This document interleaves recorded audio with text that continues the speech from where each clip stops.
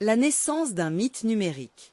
En janvier 2012, un message étrange apparaît sur le forum 4chan.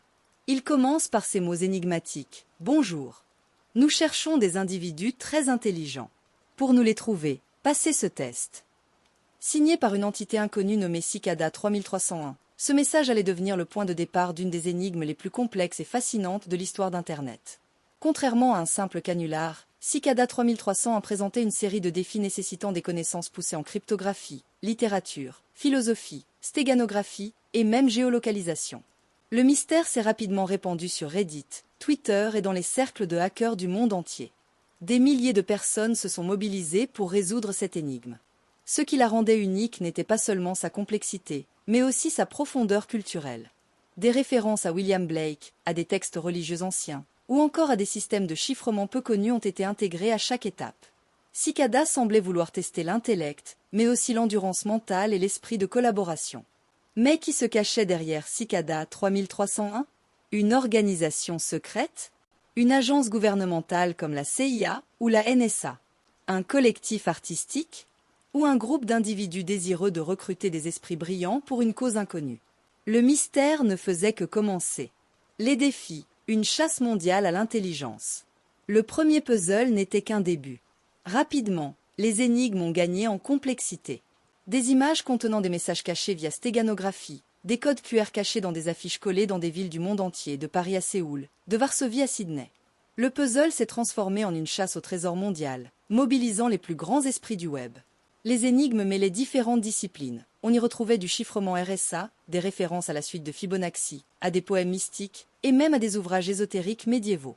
Chaque résolution menait à une nouvelle étape, plus profonde, plus obscure.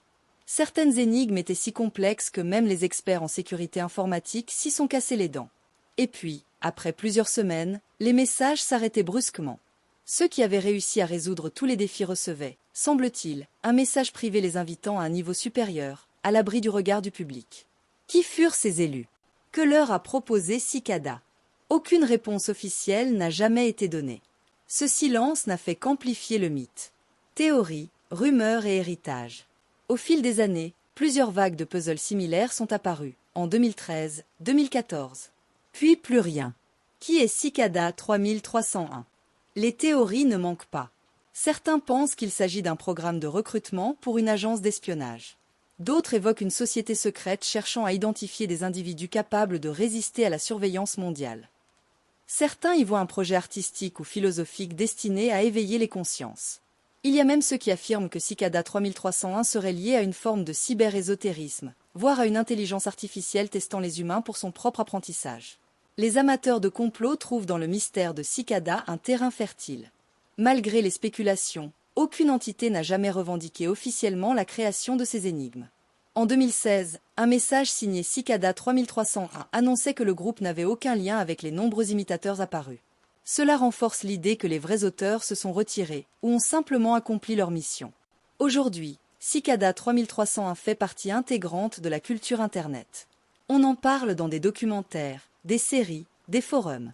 Son mystère reste entier, et chaque année, des passionnés tentent encore de percer le secret. Est-ce une énigme sans fin? Ou la plus grande expérience intellectuelle jamais organisée sur Internet?